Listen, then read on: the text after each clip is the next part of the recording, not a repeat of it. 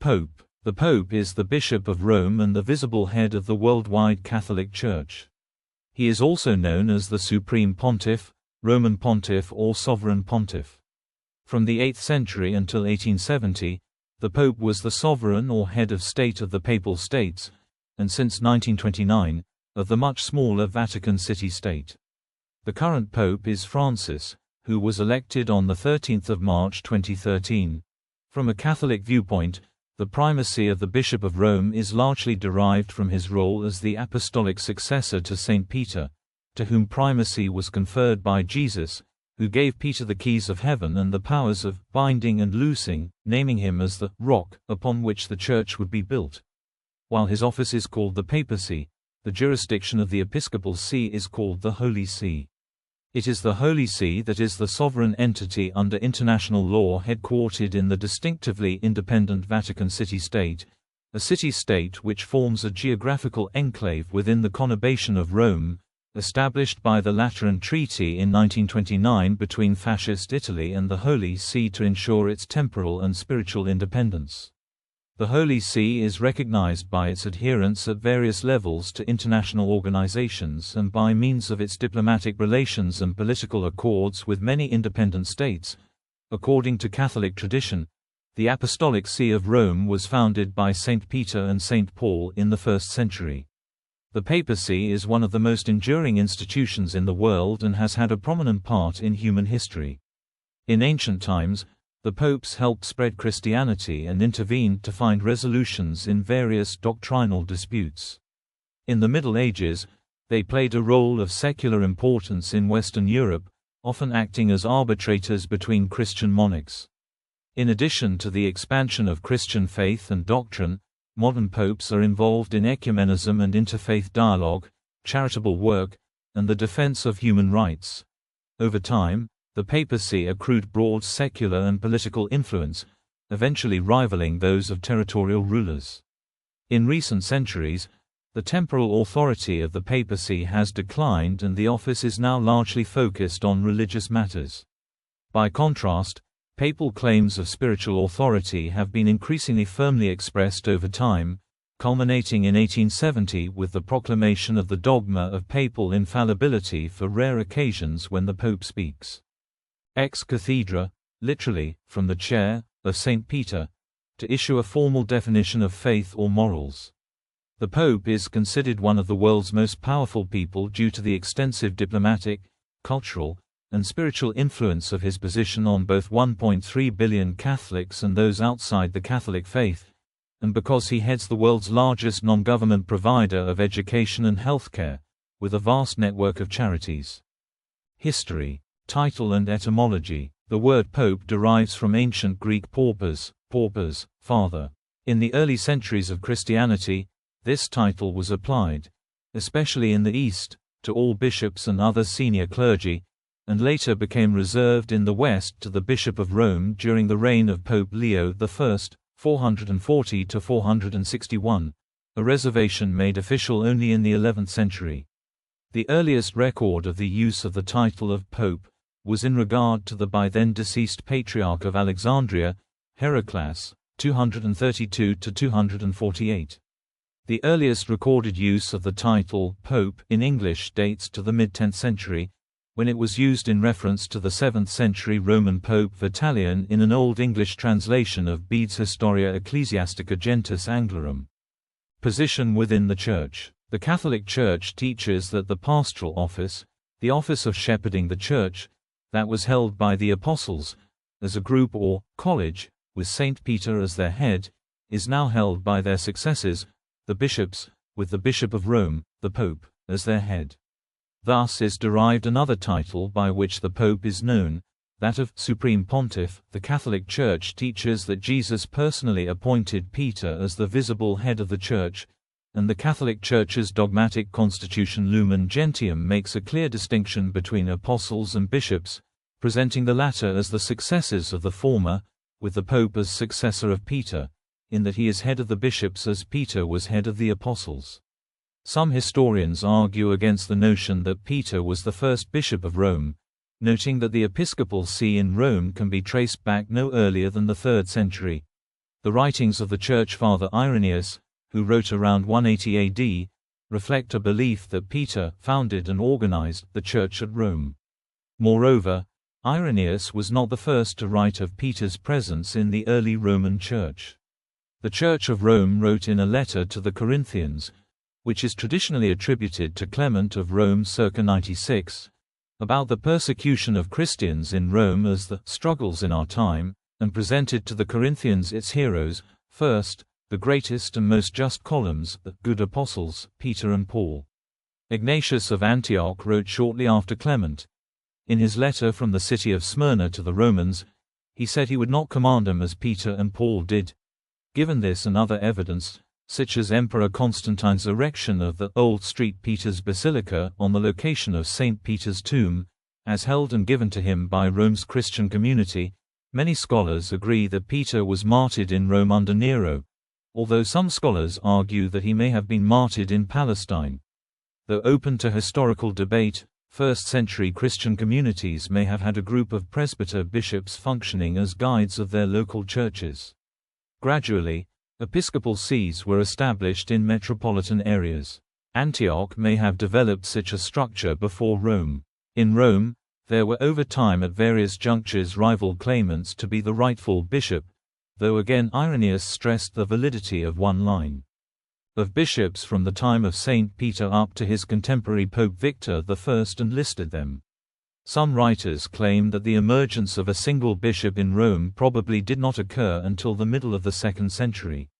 In their view, Linus, Cletus and Clement were possibly prominent presbyter bishops, but not necessarily monarchical bishops. Documents of the 1st century and early 2nd century indicate that the Bishop of Rome had some kind of pre-eminence and prominence in the Church as a whole, as even a letter from the Bishop, or Patriarch, of Antioch acknowledged the Bishop of Rome as a first among equals, though the detail of what this meant is unclear. Early Christianity, circa 30 to 325. Sources suggest that at first, the terms episkopos and presbyter were used interchangeably, with the consensus among scholars being that by the turn of the 1st and 2nd centuries, local congregations were led by bishops and presbyters, whose duties of office overlapped or were indistinguishable from one another. Some say that there was probably no single monarchical bishop in Rome before the middle of the 2nd century, and likely later. In the early Christian era, Rome and a few other cities had claims on the leadership of worldwide church. James the Just, known as the brother of the Lord, served as head of the Jerusalem Church, which is still honored as the Mother Church in Orthodox tradition. Alexandria had been a center of Jewish learning and became a center of Christian learning. Rome had a large congregation early in the apostolic period whom Paul the Apostle addressed in his epistle to the Romans, and according to tradition Paul was martyred there. During the 1st century of the Church, circa 30 to 130, the Roman capital became recognized as a Christian center of exceptional importance. The Church there, at the end of the century, wrote an epistle to the Church in Corinth intervening in a major dispute, and apologizing for not having taken action earlier. There are a few other references of that time to recognition of the authoritative primacy of the Romans See outside of Rome. In the Ravenna document of 13 October 2007, theologians chosen by the Catholic and the Eastern Orthodox churches stated, "Both sides agree that this canonical taxis was recognized by all in the era of the undivided Church. Further, they agree that Rome, as the Church that presides in love, according to the phrase of Saint Ignatius of Antioch, to the Romans, prologue, occupied the first place in the taxis, and that the Bishop of Rome was therefore the protos among the patriarchs." They disagree, however, on the interpretation of the historical evidence from this era regarding the prerogatives of the Bishop of Rome as protos, a matter that was already understood in different ways in the first millennium. In AD 195, Pope Victor I, in what is seen as an exercise of Roman authority over other churches, excommunicated the Quartodecimans for observing Easter on the 14th of Nisan, the date of the Jewish Passover, a tradition handed down by John the Evangelist. See Easter controversy. Celebration of Easter on a Sunday, as insisted on by the Pope, is the system that has prevailed. See Computus. Nicaea to East-West Schism, 325-1054. The Edict of Milan in 313 granted freedom to all religions in the Roman Empire, beginning the peace of the Church. In 325, the First Council of Nicaea condemned Arianism, declaring Trinitarianism dogmatic, and in its sixth canon recognized the special role of the sees of Rome, Alexandria, and Antioch. Great defenders of Trinitarian faith included the popes, especially Liberius, who was exiled to Berea by Constantius II for his Trinitarian faith, Damasus I, and several other bishops. In 380, the Edict of Thessalonica declared Nicene Christianity to be the state religion of the empire, with the name Catholic Christians, reserved for those who accepted that faith. While the civil power in the Eastern Roman Empire controlled the Church, and the Patriarch of Constantinople, the capital, wielded much power, in the Western Roman Empire, the bishops of Rome were able to consolidate the influence and power they already possessed. After the fall of the Western Roman Empire, barbarian tribes were converted to Arian Christianity or Nicene Christianity. Clovis I, king of the Franks, was the first important barbarian ruler to convert to the mainstream church rather than Arianism, allying himself with the papacy. Other tribes, such as the Visigoths, later abandoned Arianism in favor of the established church. Middle Ages. After the fall of the Western Roman Empire, the Pope served as a source of authority and continuity. Pope Gregory I, circa 540 to 604, administered the Church with strict reform. From an ancient senatorial family, Gregory worked with the stern judgment and discipline typical of ancient Roman rule. Theologically, he represents the shift from the classical to the medieval outlook.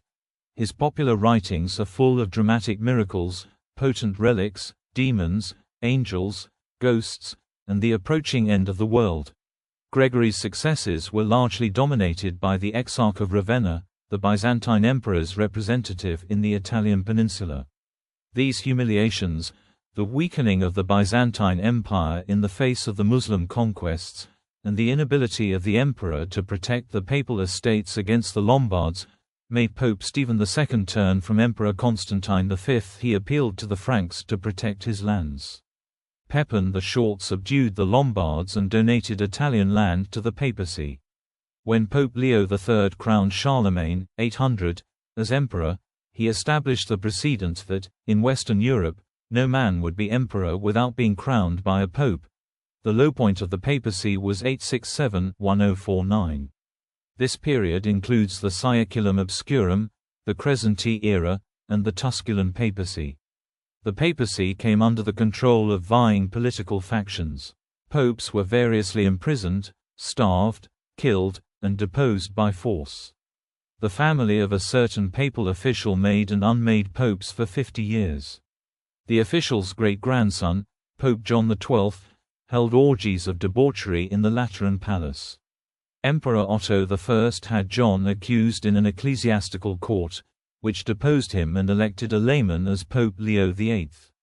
John mutilated the imperial representatives in Rome and had himself reinstated as pope. Conflict between the emperor and the papacy continued, and eventually dukes in league with the emperor were buying bishops and popes almost openly. In 1049, Leo IX traveled to the major cities of Europe to deal with the Church's moral problems firsthand, notably simony and clerical marriage and concubinage. With his long journey, he restored the prestige of the papacy in Northern Europe. From the 7th century it became common for European monarchies and nobility to found churches and perform investiture or deposition of clergy in their states and fiefdoms, their personal interests causing corruption among the clergy. This practice had become common because often the prelates and secular rulers were also participants in public life. To combat this and other practices that had been seen as corrupting the Church between the years 900 and 1050, centers emerged promoting ecclesiastical reform, the most important being the Abbey of Cluny, which spread its ideals throughout Europe. This reform movement gained strength with the election of Pope Gregory VII in 1073, who adopted a series of measures in the movement known as the Gregorian Reform, in order to fight strongly against simony and the abuse of civil power and try to restore ecclesiastical discipline, including clerical celibacy. This conflict between popes and secular autocratic rulers such as the Holy Roman Emperor Henry IV and King Henry I of England, known as the Investiture Controversy, was only resolved in 1122, by the Concordat of Worms, in which Pope Calixtus II decreed that clerics were to be invested by clerical leaders, and temporal rulers by lay investiture. Soon after, Pope Alexander III began reforms that would lead to the establishment of canon law. Since the beginning of the 7th century, Islamic conquests had succeeded in controlling much of the southern Mediterranean, and represented a threat to Christianity. In 1095, the Byzantine Emperor, Alexios I Komnenos, asked for military aid from Pope Urban II in the ongoing Byzantine-Seljuk Wars. Urban, at the Council of Clermont, called the First Crusade to assist the Byzantine Empire to regain the old Christian territories, especially Jerusalem. East-West Schism to Reformation, 1054–1517. With the East-West Schism, the Eastern Orthodox Church and the Catholic Church split definitively in 1054. This fracture was caused more by political events than by slight divergences of creed. Popes had galled the Byzantine emperors by siding with the King of the Franks, crowning a rival Roman emperor, appropriating the Exarchate of Ravenna, and driving into Greek Italy. In the Middle Ages, popes struggled with monarchs over power. From 1309 to 1377, the pope resided not in Rome but in Avignon. The Avignon papacy was notorious for greed and corruption. During this period, the pope was effectively an ally of the Kingdom of France, alienating France's enemies, such as the Kingdom of England. The pope was understood to have the power to draw on the treasury of merit built up by the saints and by Christ, so that he could grant indulgences, reducing one's time in purgatory. The concept that a monetary fine or donation accompanied contrition, confession, and prayer eventually gave way to the common assumption that indulgences depended on a simple monetary contribution. The popes condemned misunderstandings and abuses, but were too pressed for income to exercise effective control over indulgences. Popes also contended with the cardinals, who sometimes attempted to assert the authority of Catholic ecumenical councils over the popes. Conciliarism holds that the supreme authority of the Church lies with a general council, not with the Pope. Its foundations were laid early in the 13th century, and it culminated in the 15th century with Jean Gerson as its leading spokesman. The failure of conciliarism to gain broad acceptance after the 15th century is taken as a factor in the Protestant Reformation. Various antipopes challenged papal authority, especially during the Western Schism, 1378–1417. It came to a close when the Council of Constance, at the high point of conciliarism, decided among the papal claimants. The Eastern Church continued to decline with the Eastern Roman, Byzantine, Empire, undercutting Constantinople's claim to equality with Rome. Twice an Eastern emperor tried to force the Eastern Church to reunify with the West. First in the Second Council of Lyon, 1272–1274, and secondly in the Council of Florence, 1431–1449. Papal claims of superiority were a sticking point in reunification, which failed in any event. In the 15th century, the Ottoman Empire captured Constantinople and ended the Byzantine Empire. Reformation to present, 1517 to today. Protestant reformers criticized the papacy as corrupt and characterized the Pope as the Antichrist. Popes instituted a Catholic Reformation, 1560 to 1648, which addressed the challenges of the Protestant Reformation and instituted internal reforms. Pope Paul III initiated the Council of Trent, 1545 to 1563, whose definitions of doctrine and whose reforms sealed the triumph of the papacy over elements in the Church that sought conciliation with Protestants and opposed papal claims. Gradually forced to give up secular power to the increasingly assertive European nation-states, the popes focused on spiritual issues. In 1870, The First Vatican Council proclaimed the dogma of papal infallibility for the most solemn occasions when the Pope speaks ex cathedra when issuing a definition of faith or morals. Later the same year, Victor Emmanuel II of Italy seized Rome from the Pope's control and substantially completed the unification of Italy. In 1929, the Lateran Treaty between the Kingdom of Italy and the Holy See established Vatican City as an independent city-state, guaranteeing papal independence from secular rule. In 1950, Pope Pius XII defined the Assumption of Mary as dogma, the only time a pope has spoken ex cathedra since papal infallibility was explicitly declared. The primacy of Saint Peter, the controversial doctrinal basis of the pope's authority, continues to divide the Eastern and Western churches and to separate Protestants from Rome. Early Christian mentions. Church Fathers. The writings of several early Church Fathers contain references to the authority and unique position held by the bishops of Rome, providing valuable insight into the recognition and significance of the papacy during the early Christian era. These sources attest to the acknowledgement of the Bishop of Rome as an influential figure within the Church, with some emphasizing the importance of adherence to Rome's teachings and decisions. Such references served to establish the concept of papal primacy and have continued to inform Catholic theology and practice. Cyprian of Carthage, circa 210 to 258 AD, in his letters, recognized the Bishop of Rome as the successor of Saint Peter in his letter 55, circa 251 AD, which is addressed to Pope Cornelius, and affirmed his unique authority in the early Christian Church. Cornelius was made bishop by the choice of God and of his Christ, by the favorable witness of almost all the clergy, by the votes of the people who were present, and by the assembly of ancient priests and good men. And he was made bishop when no one else had been made bishop before him, when the position of Fabian, that is to say, the position of Peter and the office of the bishop's chair, was vacant. But the position once has been filled by the will of God, and that appointment has been ratified by the consent of us all.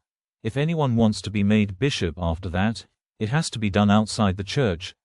If a man does not uphold the unity of the Church's unity, it is not possible for him to have the Church's ordination.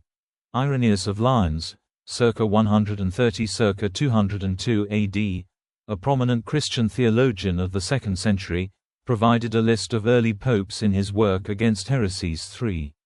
The list covers the period from St. Peter to Pope Eleutherius, who served from 174 to 189 AD. The Blessed Apostles, then, having founded and built up the Church, committed into the hands of Linus the office of the episcopate. Of this Linus, Paul makes mention in the epistles to Timothy.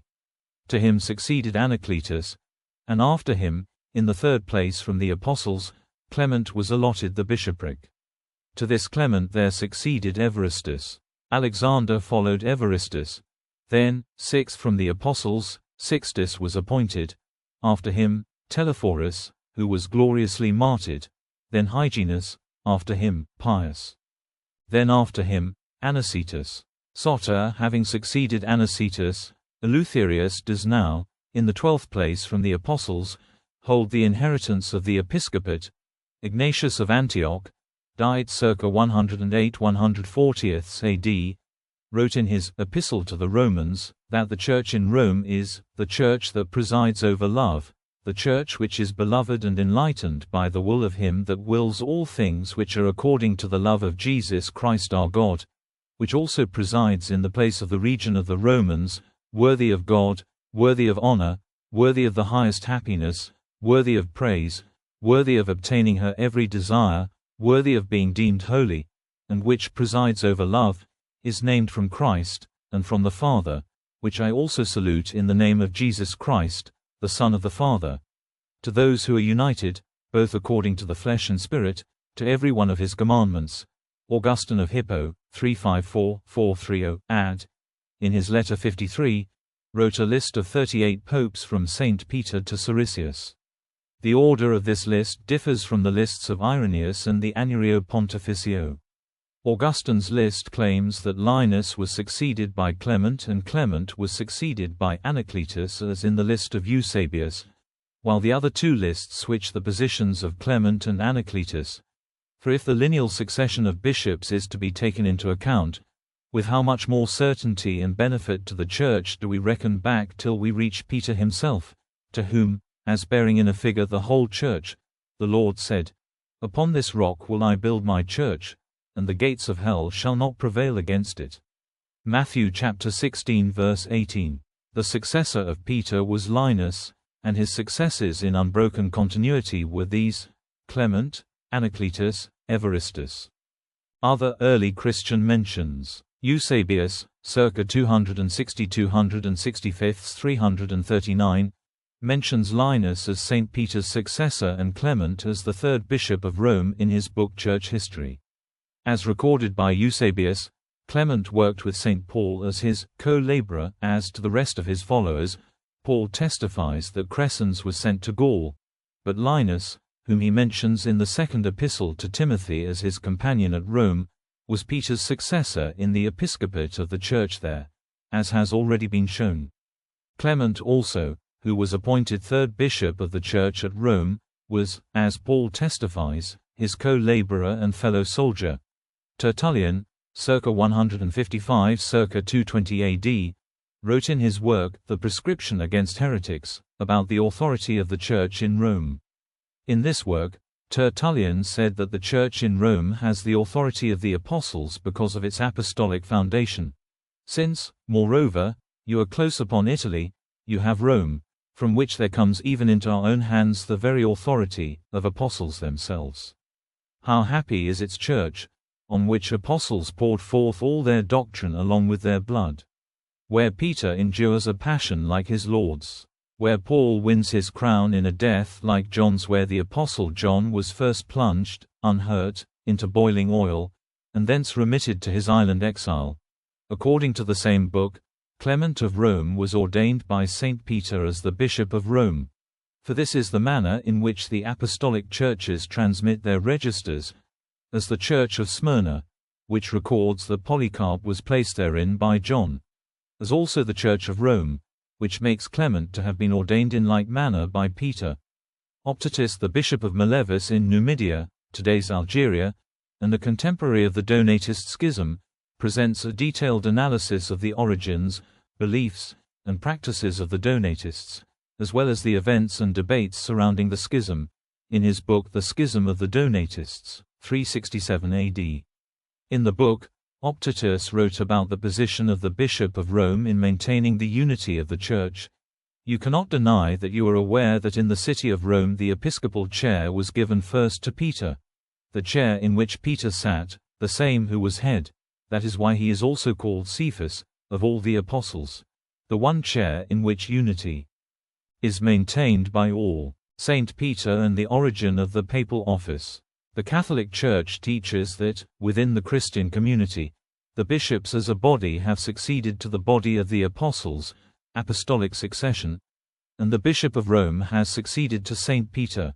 Scriptural texts proposed in support of Peter's special position in relation to the Church include Matthew chapter 16. I tell you, you are Peter, and on this rock I will build my Church, and the gates of hell shall not prevail against it. I will give you the keys of the kingdom of heaven, and whatever you bind on earth shall be bound in heaven, and whatever you loose on earth shall be loosed in heaven. Luke chapter 22. Simon, Simon, behold, Satan demanded to have you, that he might sift you like wheat, but I have prayed for you that your faith may not fail. And when you have turned again, strengthen your brothers. John chapter 21. Feed my sheep. I tell you, you are Peter, and on this rock I will build my Church, and the gates of hell shall not prevail against it. I will give you the keys of the kingdom of heaven, and whatever you bind on earth shall be bound in heaven, and whatever you loose on earth shall be loosed in heaven. Simon, Simon, behold, Satan demanded to have you, that he might sift you like wheat, but I have prayed for you that your faith may not fail. And when you have turned again, strengthen your brothers. Feed my sheep. The symbolic keys in the papal coats of arms are a reference to the phrase, the keys of the kingdom of heaven, in the first of these texts. Some Protestant writers have maintained that the rock that Jesus speaks of in this text is Jesus himself or the faith expressed by Peter. This idea is undermined by the biblical usage of Cephas, which is the masculine form of rock in Aramaic, to describe Peter.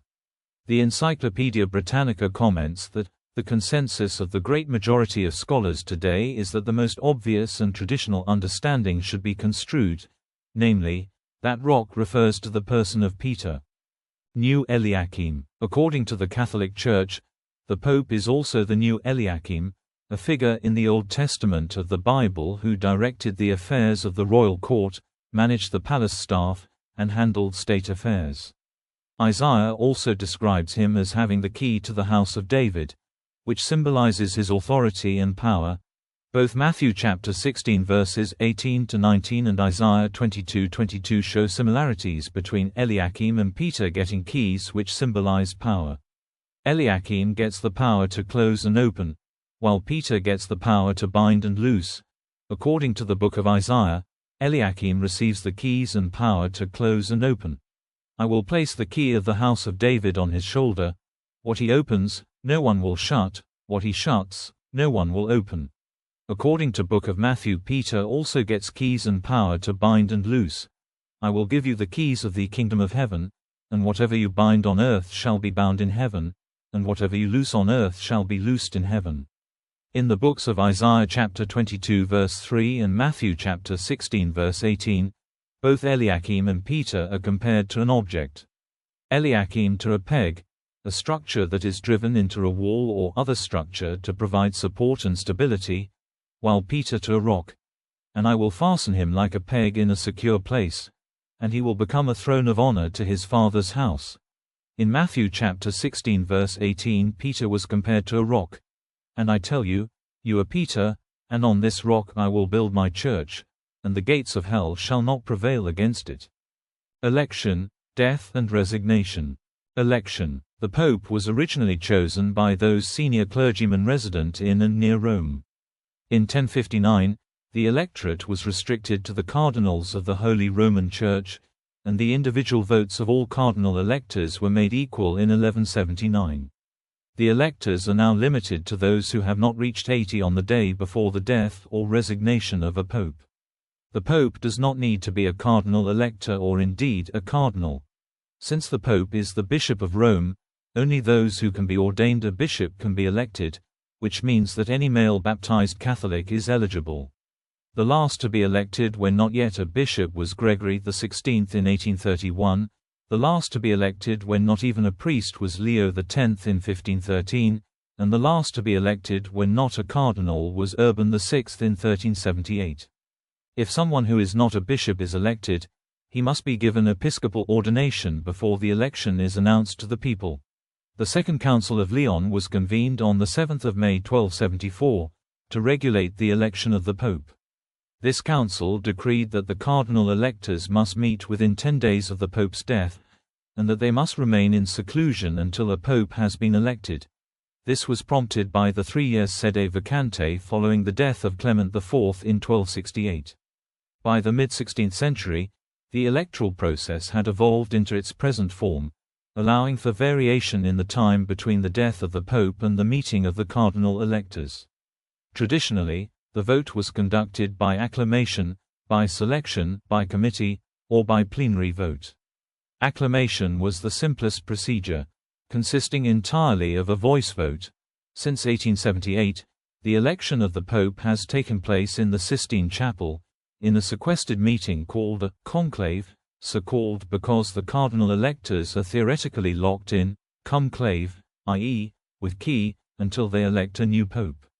3 cardinals are chosen by lot to collect the votes of absent cardinal electors, by reason of illness, 3 are chosen by lot to count the votes, and 3 are chosen by lot to review the count of the votes.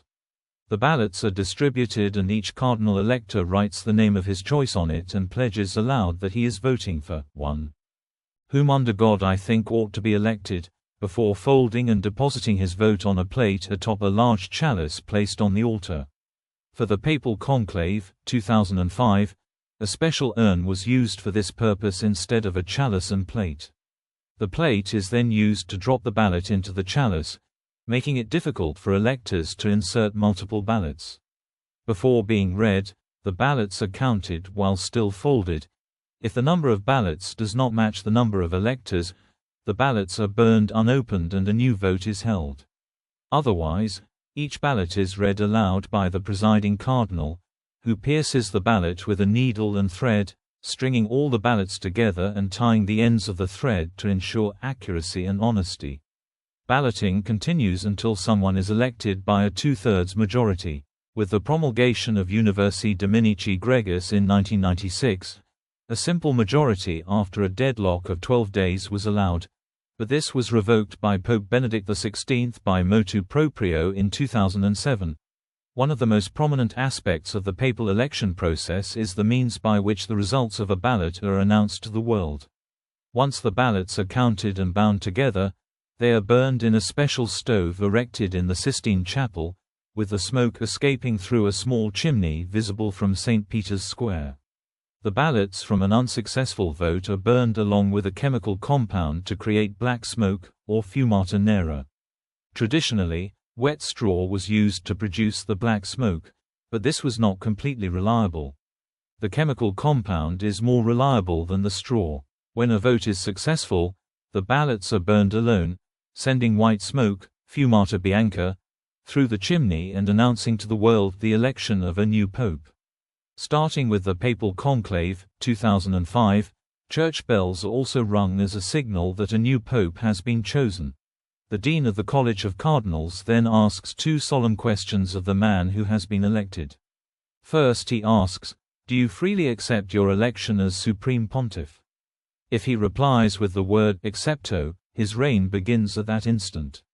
In practice, any cardinal who intends not to accept will explicitly state this before he receives a sufficient number of votes to become pope. The dean asks. Next, "By what name shall you be called?"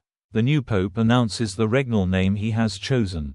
If the dean himself is elected pope, the vice-dean performs this task. The new pope is led to the Room of Tears, a dressing room where 3 sets of white papal vestments, imitatio, await in 3 sizes.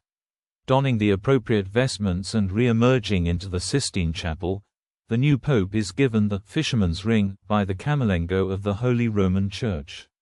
The pope assumes a place of honor as the rest of the cardinals wait in turn to offer their first obedience, adoratio, and to receive his blessing. The cardinal protodeacon announces from a balcony over St. Peter's Square the following proclamation: Annuncio vobis gaudium magnum. Habemus papam. I announce to you a great joy. We have a pope. He announces the new pope's Christian name along with his newly chosen regnal name. Until 1978, the pope's election was followed in a few days by the papal coronation, which started with a procession with great pomp and circumstance from the Sistine Chapel to St. Peter's Basilica, with the newly elected pope borne in the Seggia Gestatoria. After a solemn papal mass, the new pope was crowned with the triregnum, papal tiara, and he gave for the first time as pope the famous blessing Urbi et Orbi, to the city and to the world.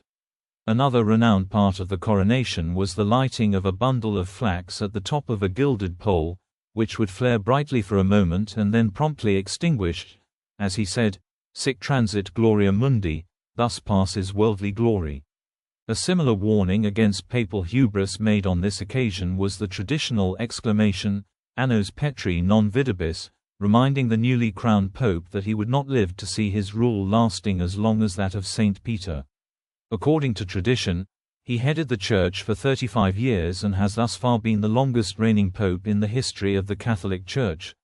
The Latin term, sede vacante, while the see is vacant, refers to a papal interregnum, the period between the death or resignation of a pope and the election of his successor. From this term is derived the term sedevacantism, which designates a category of dissident Catholics who maintain that there is no canonically and legitimately elected pope, and that there is therefore a sede vacante. For centuries, from 1378 on, those elected to the papacy were predominantly Italians. Prior to the election of the Polish-born John Paul II in 1978, the last non-Italian was Adrian VI of the Netherlands, elected in 1522. John Paul II was followed by election of the German-born Benedict XVI, who was in turn followed by Argentine-born Francis, the first non-European after 1,272 years and the first Latin American, albeit of Italian ancestry. Death. The current regulations regarding a papal interregnum, that is, our sede vacante, vacant seat, were promulgated by Pope John Paul II in his 1996 document Universi Dominici Gregis. During the sede vacante period, the College of Cardinals is collectively responsible for the government of the Church and of the Vatican itself, under the direction of the Camerlengo of the Holy Roman Church. Canon law specifically forbids the cardinals from introducing any innovation in the government of the Church during the vacancy of the Holy See. Any decision that requires the assent of the Pope has to wait until the new Pope has been elected and accepts office. In recent centuries, when a Pope was judged to have died, it was reportedly traditional for the Cardinal Camerlengo to confirm the death ceremonially by gently tapping the Pope's head thrice with a silver hammer, calling his birth name each time. This was not done on the deaths of Popes John Paul I and John Paul II. The Cardinal Camerlengo retrieves the ring of the fisherman and cuts it in two in the presence of the cardinals. The Pope's seals are defaced, to keep them from ever being used again, and his personal apartment is sealed. The body lies in state for several days before being interred in the crypt of a leading church or cathedral. All popes who have died in the 20th and 21st centuries have been interred in St. Peter's Basilica. A 9-day period of mourning, novendialis, follows the interment. Resignation. It is highly unusual for a pope to resign. The 1983 Code of Canon Law states, if it happens that the Roman pontiff resigns his office, it is required for validity that the resignation is made freely and properly manifested, but not that it is accepted by anyone. Benedict XVI, who vacated the Holy See on the 28th of February 2013, was the most recent to do so, and the first since Gregory XII's resignation in 1415. Titles. Regnal name. Popes adopt a new name on their accession, known as papal name, in Italian and Latin. Currently, after a new pope is elected and accepts the election, he is asked, "By what name shall you be called?" The new pope chooses the name by which he will be known from that point on. The senior cardinal deacon, or cardinal protodeacon, then appears on the balcony of St. Peter's to proclaim the new pope by his birth name, and announce his papal name in Latin. It's customary when referring to popes to translate the regnal name into all local languages. For example, the current pope bears the papal name Papa Franciscus in Latin and Papa Francesco in Italian, but Papa Francisco in his native Spanish, Pope Francis in English, etc. Official list of titles. The official list of titles of the Pope, in the order in which they are given in the Annuario Pontificio, is Bishop of Rome, Vicar of Jesus Christ, Successor of the Prince of the Apostles, Supreme Pontiff of the Universal Church, Patriarch of the West, Primate of Italy, Archbishop and Metropolitan of the Roman Province, Sovereign of the Vatican City-State, Servant of the Servants of God. The best-known title, that of Pope, does not appear in the official list, but is commonly used in the titles of documents, and appears, in abbreviated form, in their signatures. Thus Paul VI signed as Paulus pp. Vi, the pp. Standing for Papal Pontifex, Pope and Pontiff. The title Pope was from the early 3rd century an honorific designation used for any bishop in the West. In the East, it was used only for the Bishop of Alexandria.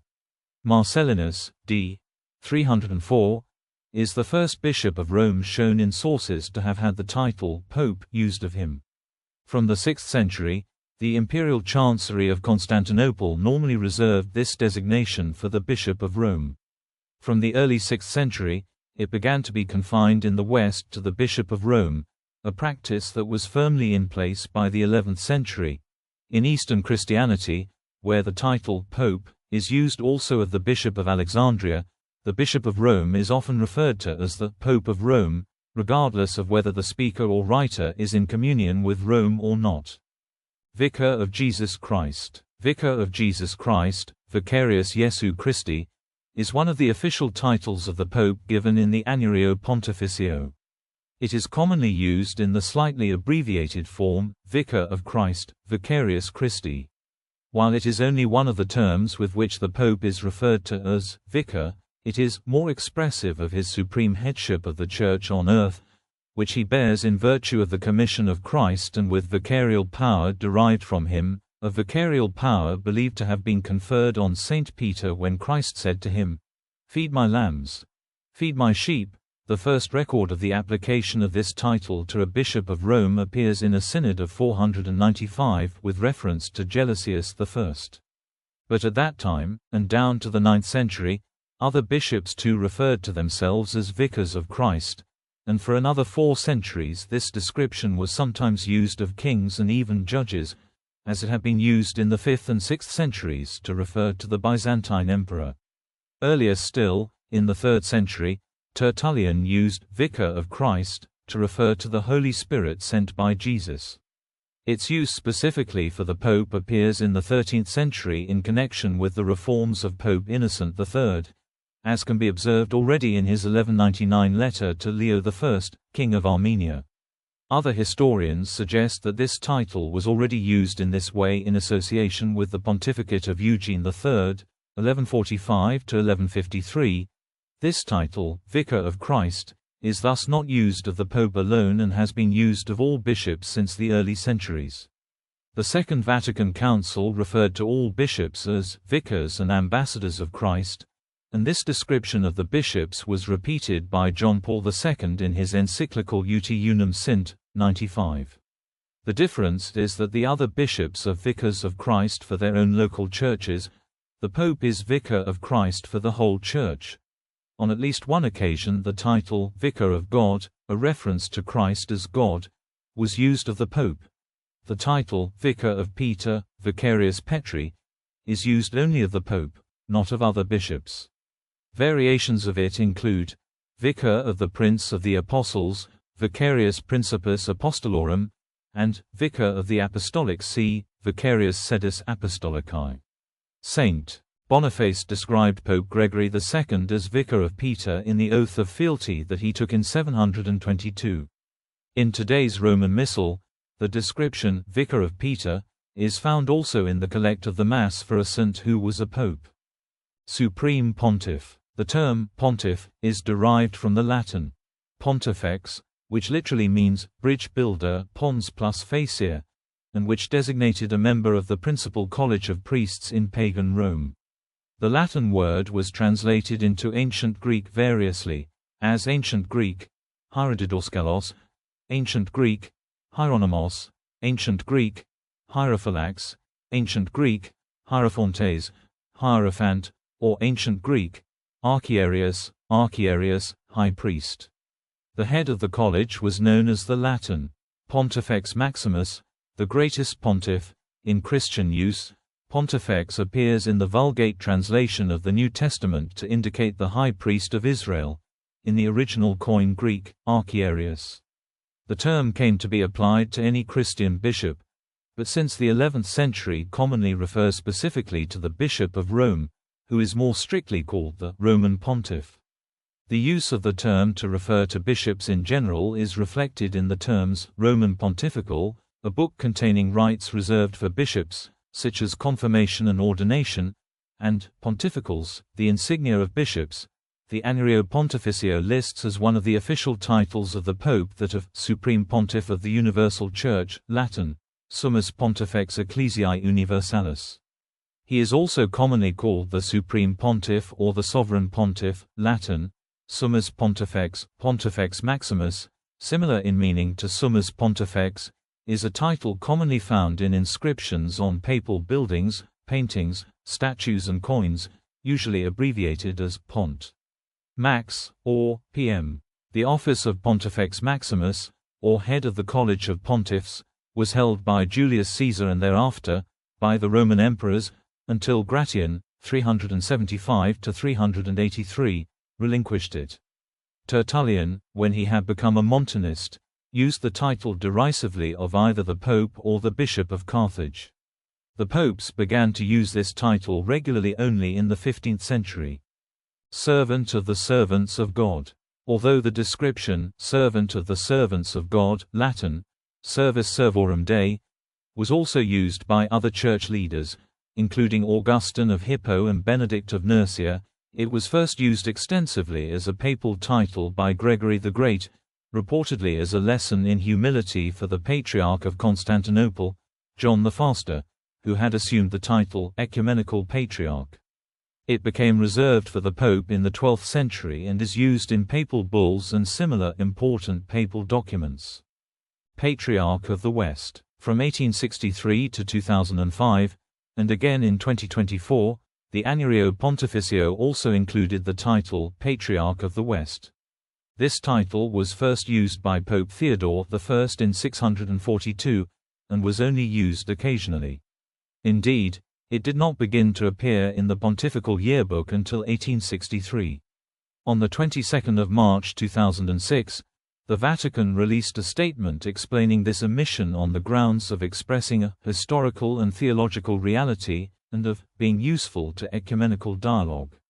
The title Patriarch of the West symbolized the Pope's special relationship with, and jurisdiction over, the Latin Church, and the omission of the title neither symbolizes in any way a change in this relationship, nor distorts the relationship between the Holy See and the Eastern Churches, as solemnly proclaimed by the Second Vatican Council.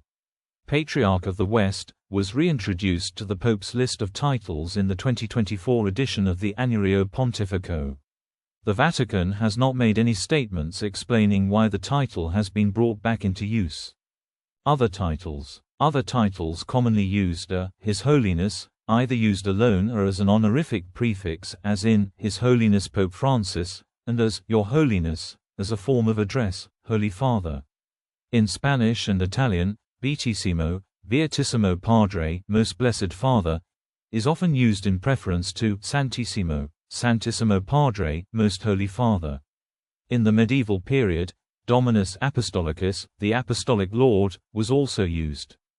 Signature. Pope Francis signed some documents with his name alone, either in Latin, Franciscus, as in an encyclical dated 29 June 2013, or in another language. Other documents he signs in accordance with the tradition of using Latin only and including the abbreviated form, pp. For the Latin Papal, Pope. Popes who have an ordinal numeral in their name traditionally place the abbreviation, pp. Before the ordinal numeral, as in, Benedictus pp. 16, Pope Benedict XVI, except in papal bulls of canonization and decrees of ecumenical councils, which a pope signs with the formula, ego en episcopus ecclesiae catholici, without the numeral, as in, ego benedictus episcopus ecclesiae catholici, I, Benedict, Bishop of the Catholic Church. Regalia and insignia. Ring of the Fisherman, a gold or gilt ring decorated with a depiction of Saint Peter in a boat casting his net, with the Pope's name around it. Umbraculum, better known in the Italian form ombrellino, is a canopy or umbrella consisting of alternating red and gold stripes, which used to be carried above the Pope in processions. Sedia gestatoria, a mobile throne carried by 12 footmen, palafrenieri, in red uniforms, accompanied by 2 attendants bearing flabella, fans made of white ostrich feathers, and sometimes a large canopy, carried by 8 attendants. The use of the flabella was discontinued by Pope John Paul I. The use of the sedia gestatoria was discontinued by Pope John Paul II. In heraldry, each pope has his own personal coat of arms.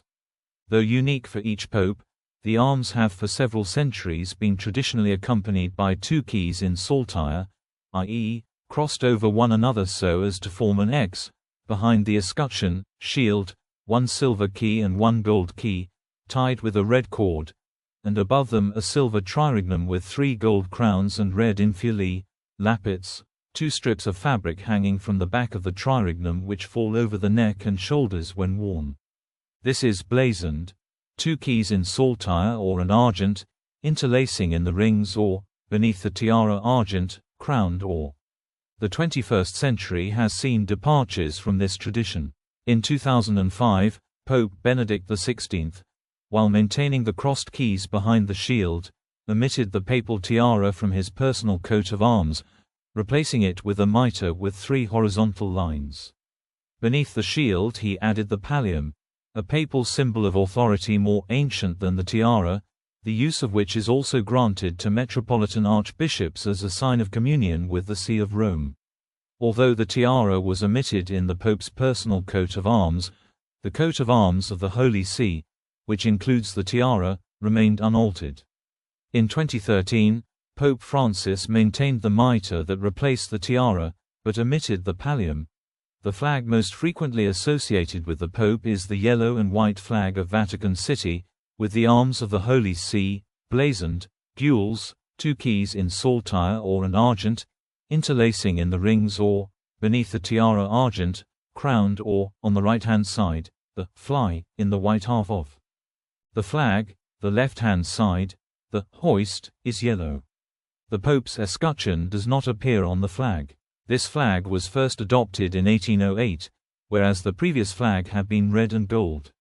Although Pope Benedict XVI replaced the trirignum with a mitre on his personal coat of arms, it has been retained on the flag.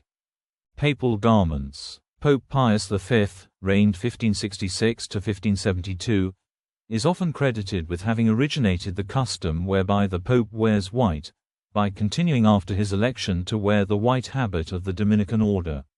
In reality, the basic papal attire was white long before. The earliest document that describes it as such is the Ordo 13, a book of ceremonies compiled in about 1274. Later books of ceremonies describe the Pope as wearing a red mantle, mozzetta, camero and shoes, and a white cassock and stockings. Many contemporary portraits of 15th and 16th century predecessors of Pius V show them wearing a white cassock similar to his.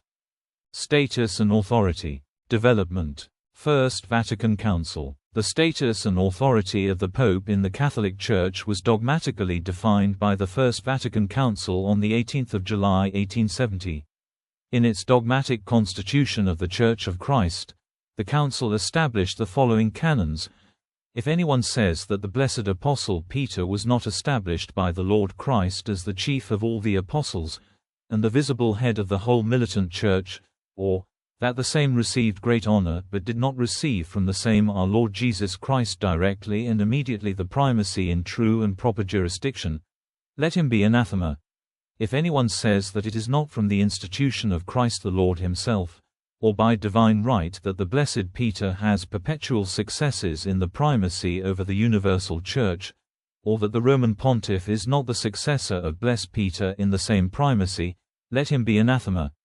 If anyone thus speaks, that the Roman pontiff has only the office of inspection or direction, but not the full and supreme power of jurisdiction over the universal Church, not only in things which pertain to faith and morals, but also in those which pertain to the discipline and government of the Church spread over the whole world, or that he possesses only the more important parts, but not the whole plenitude of this supreme power, or that this power of his is not ordinary and immediate, or over the churches altogether and individually, and over the pastors and the faithful altogether and individually, let him be anathema. We, adhering faithfully to the tradition received from the beginning of the Christian faith, to the glory of God, our Savior, the elevation of the Catholic religion and the salvation of Christian peoples, with the approbation of the Sacred Council, teach and explain that the dogma has been divinely revealed, that the Roman pontiff, when he speaks ex cathedra, that is, when carrying out the duty of the pastor and teacher of all Christians by his supreme apostolic authority, he defines a doctrine of faith or morals to be held by the universal Church, through the divine assistance promised him in blessed Peter, operates with that infallibility with which the divine Redeemer wished that his Church be instructed in defining doctrine on faith and morals, and so such definitions of the Roman pontiff from himself, but not from the consensus of the Church, are unalterable. But if anyone presumes to contradict this definition of ours, which may God forbid, let him be anathema. Second Vatican Council. In its dogmatic constitution on the Church, 1964, the Second Vatican Council declared, among the principal duties of bishops the preaching of the gospel occupies an eminent place. For bishops are preachers of the faith, who lead new disciples to Christ, and they are authentic teachers, that is, teachers endowed with the authority of Christ, who preach to the people committed to them the faith they must believe and put into practice, and by the light of the Holy Spirit illustrate that faith. They bring forth from the treasury of revelation new things and old, making it bear fruit and vigilantly warding off any errors that threaten their flock. Bishops, teaching in communion with the Roman pontiff, are to be respected by all as witnesses to divine and Catholic truth.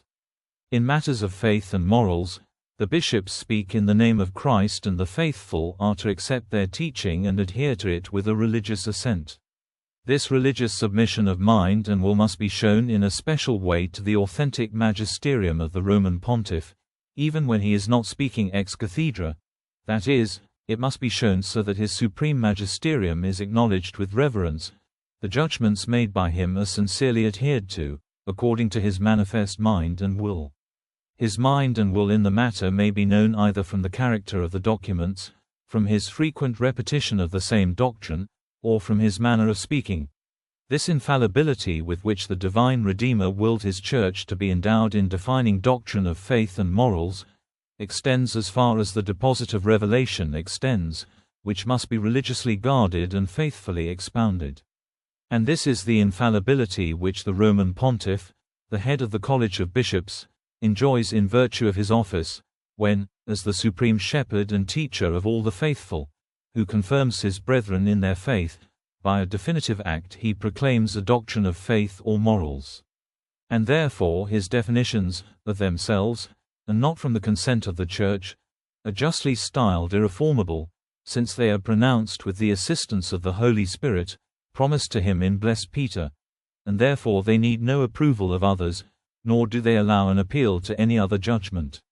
For then the Roman pontiff is not pronouncing judgment as a private person, but as the supreme teacher of the universal Church, in whom the charism of infallibility of the Church itself is individually present. He is expounding or defending a doctrine of Catholic faith. The infallibility promised to the Church resides also in the body of bishops, when that body exercises the supreme magisterium with the successor of Peter. To these definitions the assent of the Church can never be wanting, on account of the activity of that same Holy Spirit, by which the whole flock of Christ is preserved and progresses in unity of faith. On the 11th of October 2012, on the occasion of the 50th anniversary of the opening of the Second Vatican Council, 60 prominent theologians, including Hans Kung, put out a declaration, stating that the intention of Vatican II to balance authority in the Church has not been realized. Many of the key insights of Vatican II have not at all, or only partially, been implemented. A principal source of present-day stagnation lies in misunderstanding and abuse affecting the exercise of authority in our Church. Politics of the Holy See. Residence and jurisdiction. The Pope's official seat is in the Archbasilica of St. John Lateran, considered the cathedral of the Diocese of Rome, and his official residence is the Apostolic Palace. He also possesses a summer residence at Castel Gandolfo, situated on the site of the ancient city of Alba Longa. The names Holy See and Apostolic See are ecclesiastical terminology for the ordinary jurisdiction of the Bishop of Rome, including the Roman Curia, the Pope's various honors, powers, and privileges within the Catholic Church and the international community derived from his episcopate of Rome in lineal succession from the Saint Peter, one of the 12 apostles. Consequently, Rome has traditionally occupied a central position in the Catholic Church, although this is not necessarily so. The Pope derives his pontificate from being the Bishop of Rome but is not required to live there. According to the Latin formula ubi papa, ibi curia, wherever the Pope resides is the central government of the Church. As such, between 1309 and 1378, the popes lived in Avignon, France, a period often called the Babylonian captivity, in allusion to the biblical narrative of Jews of the ancient kingdom of Judah living as captives in Babylonia. Though the Pope is the diocesan bishop of Rome, he delegates most of the day-to-day work of leading the diocese to the cardinal vicar, who assures direct episcopal oversight of the diocese's pastoral needs, not in his own name but in that of the Pope. The most recent cardinal vicar was Angelo de Donatis, who served from 2017 until 2024. Political role. Though the progressive Christianization of the Roman Empire in the 4th century did not confer upon bishops civil authority within the state, the gradual withdrawal of imperial authority during the 5th century left the Pope the senior imperial civilian official in Rome, as bishops were increasingly directing civil affairs in other cities of the Western Empire. This status as a secular and civil ruler was vividly displayed by Pope Leo I's confrontation with Attila in 452. The first expansion of papal rule outside of Rome came in 728 with the donation of Sutri, which in turn was substantially increased in 754, when the Frankish ruler Pippin the Younger gave to the Pope the land from his conquest of the Lombards. The Pope may have utilized the forged donation of Constantine to gain this land, which formed the core of the Papal States. This document, accepted as genuine until the 15th century, states that Constantine the Great placed the entire Western Empire of Rome under papal rule.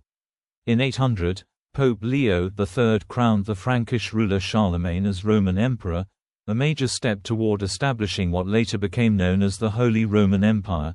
From that date onward the popes claimed the prerogative to crown the emperor, though the right fell into disuse after the coronation of Charles V in 1530. Pius VII was present at the coronation of Napoleon I in 1804, but did not actually perform the crowning. As mentioned above, the Pope's sovereignty over the Papal States ended in 1870 with their annexation by Italy. Popes like Alexander VI, an ambitious if spectacularly corrupt politician, and Julius II, a formidable general and statesman, were not afraid to use power to achieve their own ends, which included increasing the power of the papacy. This political and temporal authority was demonstrated through the papal role in the Holy Roman Empire, especially prominent during periods of contention with the emperors, such as during the pontificates of Pope Gregory VII and Pope Alexander III. Papal bulls, interdict, and excommunication, or the threat thereof, have been used many times to exercise papal power. The bull Laudabiliter in 1155 authorized King Henry II of England to invade Ireland.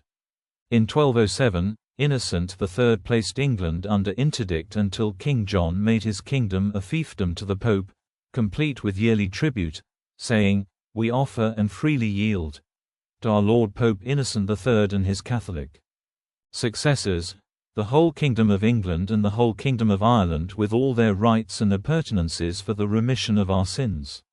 The bull Inter Caetera in 1493 led to the Treaty of Tordesillas in 1494, which divided the world into areas of Spanish and Portuguese rule. The bull Reynans in Excelsis in 1570 excommunicated Queen Elizabeth I of England and declared that all her subjects were released from allegiance to her. The bull Inter Gravissimas in 1582 established the Gregorian calendar. In recent decades, although the papacy has become less directly involved in politics, popes have nevertheless retained significant political influence. They have also served as mediators, with the support of the Catholic establishment. John Paul II, a native of Poland, was regarded as influential in the fall of communism in Eastern Europe. He also mediated the Beagle conflict between Argentina and Chile, two predominantly Catholic countries. In the 21st century, Francis played a role in brokering the 2015 improvement in relations between the United States and Cuba. International position. Under international law, a serving head of state has sovereign immunity from the jurisdiction of the courts of other countries, though not from that of international tribunals. This immunity is sometimes loosely referred to as diplomatic immunity, which is, strictly speaking, the immunity enjoyed by the diplomatic representatives of a head of state. International law treats the Holy See, essentially the central government of the Catholic Church, as the juridical equal of a state. It is distinct from the State of Vatican City, existing for many centuries before the foundation of the latter. It is common for publications and news media to use the Vatican, Vatican City, and even Rome as metonyms for the Holy See. Most countries of the world maintain the same form of diplomatic relations with the Holy See that they entertain with other states. Even countries without those diplomatic relations participate in international organizations of which the Holy See is a full member, It is as head of the state-equivalent worldwide religious jurisdiction of the Holy See, not of the territory of Vatican City, that the U.S. Justice Department ruled that the Pope enjoys head of state immunity. This head of state immunity, recognized by the United States, must be distinguished from that envisaged under the United States Foreign Sovereign Immunities Act of 1976, which, while recognizing the basic immunity of foreign governments from being sued in American courts, lays down 9 exceptions, including commercial activity and actions in the United States by agents or employees of the foreign governments. It was in relation to the latter that, in November 2008, the United States Court of Appeals in Cincinnati decided that a case over sexual abuse by Catholic priests could proceed, provided the plaintiffs could prove that the bishops accused of negligent supervision were acting as employees or agents of the Holy See and were following official Holy See policy. In April 2010, there was press coverage in Britain concerning a proposed plan by atheist campaigners and a prominent barrister, Geoffrey Robertson, to have Pope Benedict XVI arrested and prosecuted in the UK for alleged offences, dating from several decades before, in failing to take appropriate action regarding Catholic sex abuse cases and concerning their disputing his immunity from prosecution in that country. This was generally dismissed as unrealistic and spurious.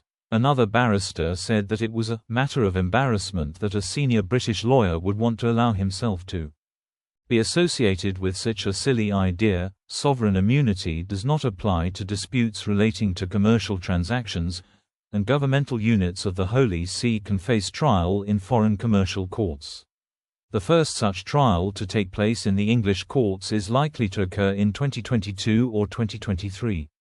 Objections to the papacy. The Pope's claim to authority is either disputed or rejected outright by other churches, for various reasons. Orthodox, Anglican and Old Catholic churches.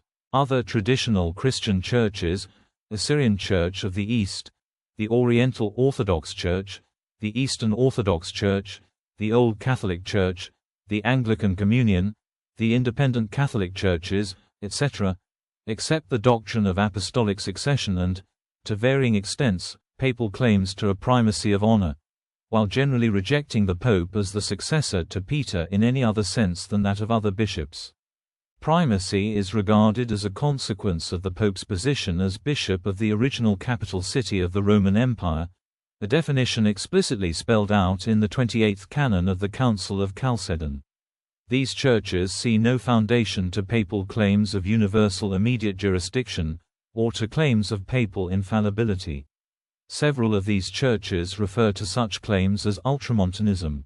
Protestant denominations. In 1973, the United States Conference of Catholic Bishops Committee on Ecumenical and Interreligious Affairs and the USA National Committee of the Lutheran World Federation in the official Catholic Lutheran Dialogue included this passage in a larger statement on papal primacy. In calling the Pope the Antichrist, the early Lutherans stood in a tradition that reached back into the 11th century. Not only dissidents and heretics, but even saints had called the Bishop of Rome the Antichrist, when they wished to castigate his abuse of power. What Lutherans understood as a papal claim to unlimited authority over everything and everyone reminded them of the apocalyptic imagery of Daniel 11, a passage that even prior to the Reformation had been applied to the Pope as the Antichrist of the last days.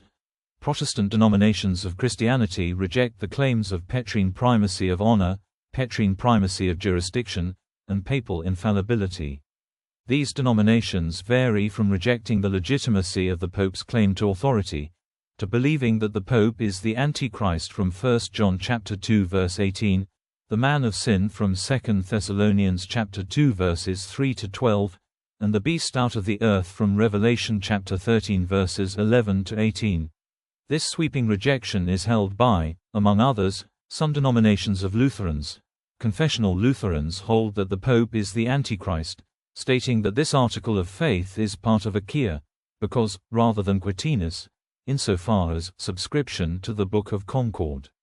In 1932, one of these confessional churches, the Lutheran Church Missouri Synod, LCMS, adopted a brief statement of the doctrinal position of the Missouri Synod, which a small number of Lutheran church bodies now hold. The Lutheran Churches of the Reformation, the Concordia Lutheran Conference, the Church of the Lutheran Confession, and the Illinois Lutheran Conference all hold to the brief statement, which the LCMS places on its website. The Wisconsin Evangelical Lutheran Synod, WELS, another confessional Lutheran church that declares the papacy to be the Antichrist, released its own statement, the Statement on the Antichrist, in 1959.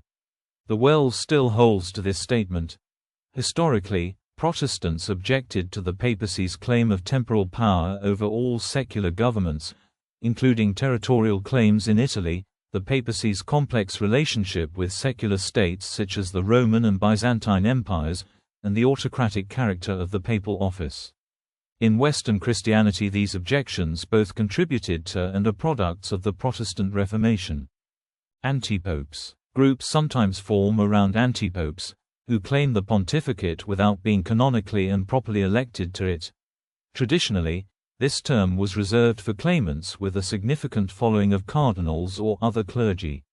The existence of an antipope is usually due either to doctrinal controversy within the Church, heresy, or to confusion as to who is the legitimate pope at the time, schism.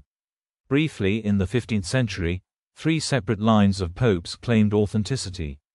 Other uses of the title, Pope. In the earlier centuries of Christianity, the title Pope, meaning Father, had been used by all bishops. Some popes used the term and others did not. Eventually, the title became associated especially with the Bishop of Rome. In a few cases, the term is used for other Christian clerical authorities. In English, Catholic priests are still addressed as Father, but the term Pope is reserved for the head of the church hierarchy. In the Catholic Church, Black Pope is a name that was popularly, but unofficially, given to the Superior General of the Society of Jesus due to the Jesuits' importance within the Church. This name, based on the black color of his cassock, was used to suggest a parallel between him and the White Pope. Since the time of Pius V, the Pope's dress in white, and the Cardinal Prefect of the Congregation for the Evangelization of Peoples, formerly called the Sacred Congregation for the Propagation of the Faith, whose red cardinal's cassock gave him the name of the Red Pope, in view of the authority over all territories that were not considered in some way Catholic. In the present time, this cardinal has power over mission territories for Catholicism, essentially the churches of Africa and Asia, but in the past his competence extended also to all lands where Protestants or Eastern Christianity was dominant. Some remnants of this situation remain, with the result that, for instance, New Zealand is still in the care of this congregation. In the Eastern churches, since the papacy of Heraclius in the 3rd century, the Bishop of Alexandria in both the Coptic Orthodox Church and the Greek Orthodox Church of Alexandria continues to be called Pope, the former being called Coptic Pope, or, more properly, Pope and Patriarch of all Africa on the Holy Orthodox and Apostolic throne of Saint Mark the Evangelist and Holy Apostle, and the latter called Pope and Patriarch of Alexandria and all Africa, in the Bulgarian Orthodox Church, Russian Orthodox Church, Serbian Orthodox Church and Macedonian Orthodox Church. It is not unusual for a village priest to be called a Pope, Pop. This is different from the words used for the head of the Catholic Church, Bulgarian, Papa, Russian, Papa Rimsky. In new religious movements and other Christian-related new religious movements. Some new religious movements within Christianity, especially those that have disassociated themselves from the Catholic Church yet retain a Catholic hierarchical framework, have used the designation Pope for a founder or current leader. Examples include the African Legio Maria Church and the European Palmarian Catholic Church in Spain. The Cao Dai, a Vietnamese faith that duplicates the Catholic hierarchy, is similarly headed by a pope. Lengths of papal reign. Longest reigning popes. The longest papal reigns of those whose reign lengths can be determined from contemporary historical data are the following: Saint Peter, circa 30–64–68, circa 34 circa 38 years, around 12,000 to 14,000 days, BL. Pius IX, 1846–1878, 31 years, 7 months and 23 days, 11,560 days. Saint John Paul II, 1978 to 2005, 26 years, 5 months and 18 days, 9,665 days. Leo XIII, 1878 to 1903, 25 years, 5 months and 1 day, 9,281 days. Pius VI, 1775 to 1799, 24 years, 6 months and 15 days, 8,962 days. Adrian I, 772 to 795, 23 years, 10 months and 25 days, 8,729 days. Pius VII, 1800 to 1823, 23 years, 5 months and 7 days, 8,560 days. Alexander III, 1159 to 1181, 21 years, 11 months and 24 days, 8,029 days. Saint Sylvester I, 314 to 335, 21 years, 11 months and 1 day, 8,005 days. Saint Leo I, 440 to 461, 21 years, 1 month, and 13 days, 7,713 days. During the Western Schism, Avignon Pope Benedict XIII, 1394 to 1423, ruled for 28 years, 7 months and 12 days, which would place him third in the above list. Since he is regarded as an anti-pope, he is not included there. Shortest reigning popes. There have been a number of popes whose reign lasted about a month or less. In the following list, the number of calendar days includes partial days.